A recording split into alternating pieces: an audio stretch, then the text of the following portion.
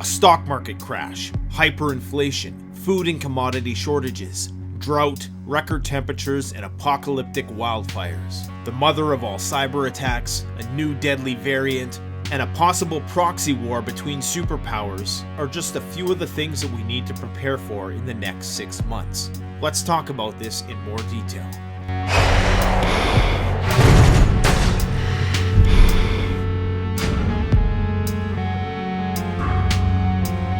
We are currently in the midst of a mega drought across many North American states and provinces. Particularly in California, where over a third of USA vegetables and 2/3 of the country's fruits and nuts are grown, which also ship to Canada and worldwide, are likely to experience major water shortages, which is likely to lead to an increase in the price of food. We've already seen the increase in price of numerous commodities, especially corn, which has gone up nearly 100% in the last year alone. These droughts are being fueled by record temperatures and unprecedented climate swings across the map. Interior regions are getting hotter, and many coastal regions are getting wetter, as unseasonal tropical storm activity is contributing to flooding in the southeast. An unpredictable jet stream and erratic ocean currents are contributing to more unseasonal tropical storm activity, which may lead to flooding and more intense hurricanes later this year. All of this is going to put even more stress on a food supply chain, which has already been mired by labor shortages, cyber attacks, pandemic-related work stoppages, and inflationary pressures.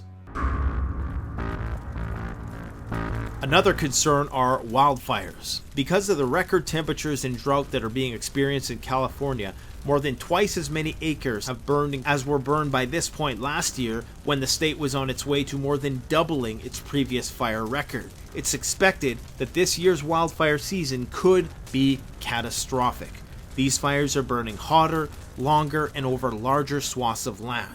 The record temperatures, which are in part fueling this increase in wildfires, will likely prompt more people to start using air conditioning, which will put more stress on the power grid and may lead to blackouts in some regions. There also may be some often controversial preventative shutdowns of power to minimize fire risk in certain regions, as has been done in the past. If you live in a wildfire-prone region, it's absolutely imperative that you have a bug-out plan. Have a fire prevention strategy with your home, which means cutting back any unnecessary brush, which may provide fuel for the fire. Make sure you have on hand and at the ready all of the essential evacuation equipment, including gas masks or smoke hoods that have carbon monoxide filtration. This is very essential if you're evacuating a forest fire-prone region and there's only one way out. An evacuation and communication plan that's going to allow you to quickly muster your family members and loved ones, allow you to safely and quickly collect any keepsakes and important documents that you're going to need, and also have an evacuation kit or a bug-out kit at the ready. These are things you don't want to have to worry about when disaster strikes and you're not thinking clearly. Cyber attacks. Already this year, the US has seen one of the biggest breaches in cybersecurity in all of history with the SolarWinds hack. Thousands of organizations, including many branches of the US government, were compromised by this attack. And the true extent of the data breach is still unknown, but could still be used as an attack vector to wage all-out cyber war on these organizations in the future. And we're starting to see more attacks on critical infrastructure in the case of the gas pipeline attack and the attack on the meat plant. There's also been many suspicious shutdowns over the last few weeks, whether they be airlines or banking systems around the world, for which some people suspect have to do with cybersecurity, although this is being denied by the affected parties and cannot be proven. There's an argument to be made that in an attempt to discourage these ransomware attacks, these attacks may be downplayed or outright denied for the sake of not providing hackers the notoriety they may be seeking. Because of the rapid digital transformation over the last 20 years, which was only accelerated in 2020 and which will continue to be accelerated with the rollout of 5G technology, cyber attacks are likely to become more frequent and more impactful. Although we are fully reliant on the cybersecurity specialists to protect our critical infrastructure systems, there are certain things that you can do for yourself to protect yourself from cyber attacks. When possible, use a VPN. Don't fall for phishing scams and open suspicious email attachments. Limit the amount of information that you post about yourself on social media, and always have some cash on hand in the case that the bank machines suddenly stop working. Many people think that a stock market crash is imminent. Take a look at this graph of the S&P 500 over the last 40 years. Notice that every peak has a correction, whether that was 2001, 2008, or what some are calling the mother of all financial bubbles here in 2021.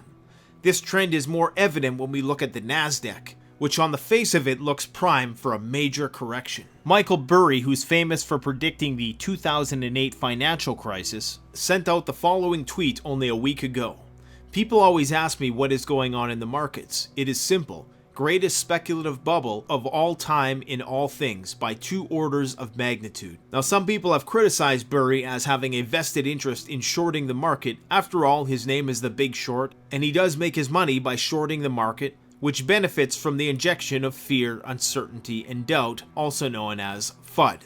However, he's not the only one who is warning of a market crash. Warren Buffett, who's considered one of the most successful investors in the world, who at the time of this video's creation has a net worth of $100 billion, is also predicting a major market correction and has a lot of his money in cash waiting for this to happen. And he's seen his holding company Berkshire Hathaway increase the amount of cash on hand by 40% year over year in anticipation of this major market crash, or correction, as some people euphemistically call it. He uses something called the Wilshire Index. This is called the Buffett Indicator.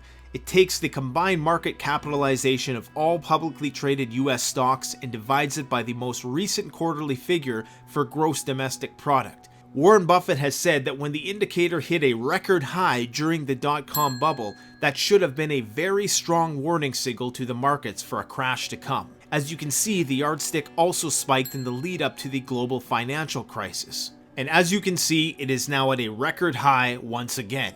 We can also use this graph called the Shiller price to earnings ratio. This is a measure for the fair valuation of companies, which compares the cost of stocks on the market to their earnings.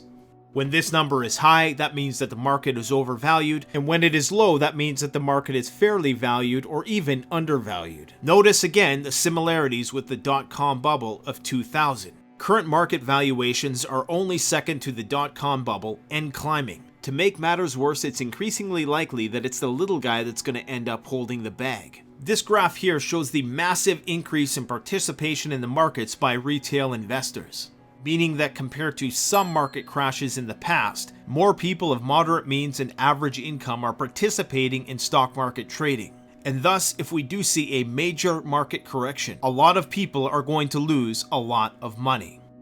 I'm protecting myself from a potential market crash in the future by diversifying my portfolio, hedging with precious metals, keeping some cash on hand if the market does take a dive, and making sure that my pantry is stocked sky high to the rafters to combat what some are calling the coming hyperinflation.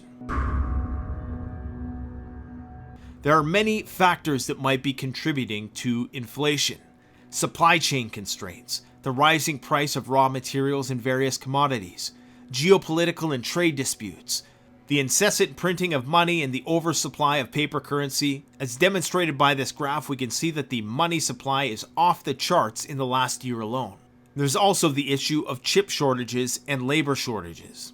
Already, this pandemic has resulted in millions of Americans heading to food banks for the first time, and the UN has warned that food insecurity will be a bigger problem for the rest of 2021. On the topic of inflation, the US Federal Reserve has appeared to go to great lengths to convince people that inflation is very good, and thus decrying the evils of deflation. However, their major argument revolves around the stimulating effects of inflation.